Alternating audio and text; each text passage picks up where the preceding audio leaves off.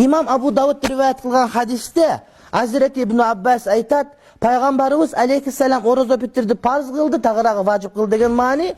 Bu emne oroza karmagan adam beymani söz süylөгөндөн jana sөгүнүп süylөгөндөн ketirgen günöөлөрүn жууш үчүн.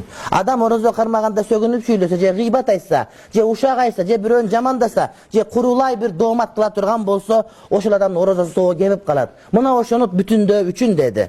Жана мискин бечара колунда жоктор үчүн тамак деди. Ороз айтта, бул адамдар курсагы ток болуп эмне кыдырсын дейт. Айт майрамдык маанай менен болуш керек.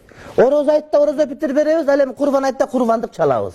Gördüңөр mü? Şariat bardık erejeleri boyunca ayet günü bardık adamlar. Anken uyda kurbandık çalgan elden barın çıkırat, kembagal gelip içip ketet. Oroza bitir çıkırış kıyınırak bulu vakta emne kembagaldarga berip durup, Allah'ın gönlünü toyguzup anday namazga gel deyit. Namazga sen gelip jırga okup atsan, beşara değil kursa kaç bolgon bolsa kim emne öğretip, kursa kaç oturup mayramdık maanay bolboy kalat. Oşun üçün namaz aytqa çeyin 1-2 gün burada berip koysan bağı jakşırak degen maani mına uşul sebepten ulam gelip çıkat. Negizi orozu bitirdi meçitke berүүnүн кереги жок, зарылчылыгы дагы жок. Ар ким ошол тууган уруттарынан башташ керек. Болгону адам өзүнүн атасына, энесине бере албайт, өзүнүн балдарына бере албайт, жана жубайлар бири-бирине бере албайт да. Ал эми бир тууганда таяке жээндер, булар эгерде муктаж болгон болсо, ошолорго берген жакшыраак болот. Анан эмне үчүн муфтиятта же мечиттерде ошондой орозо битирдин сандыктары бар дегенде, бул зарылчылыктан келип чыккан маселе.